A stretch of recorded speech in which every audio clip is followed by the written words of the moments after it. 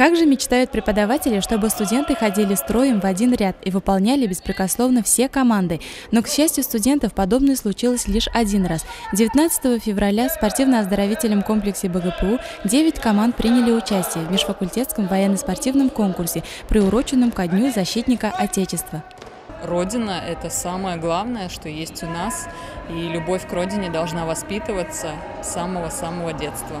Ребята показали отличные умения, и надеемся, что из них получатся отличные защитники Отечества, за которых будет не стыдно.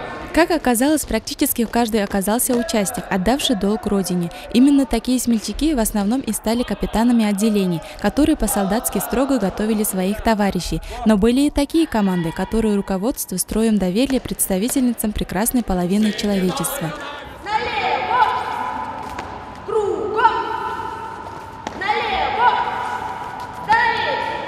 Служба службой, но красота превыше всего, посчитали участницы конкурса и отмаршировали по спортивному залу на каблуках.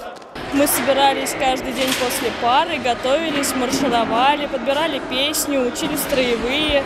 Но за такую форму одежды могли дисквалифицировать на военно-спортивной эстафете. Главным требованием к одежде на этом этапе было удобство, ведь участникам предстояло ползать, прыгать, бегать и выполнять силовые упражнения.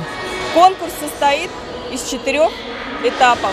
Первый этап – это сам смотр песни из строя, который уже прошел и были подведены итоги. Оценки там выставляются по внешнему виду команды, в какую форму они оделись, девиз, перестроение, строевые упражнения, а также исполнение самой песни.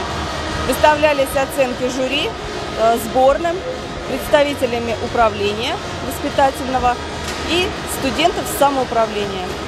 Конкурс закончился победой 2 команд – естественно-географического факультета и факультета психологии, набравших одинаковое количество баллов по итогам всех конкурсов. Второе место было присуждено физико-математическому факультету, ну а 3-е место разделили студенты факультета физической культуры и факультета башкирской филологии. Первый в истории БГПУ военно-спортивный конкурс прошел успешно. По словам организаторов, это была лишь подготовка к грандиозному маршу ко Дню Победы, который будет организован в мае. Без сомнения, участие в подобного рода мероприятиях оставит большой отпечаток в судьбе студентов, граждан и патриотов своей страны.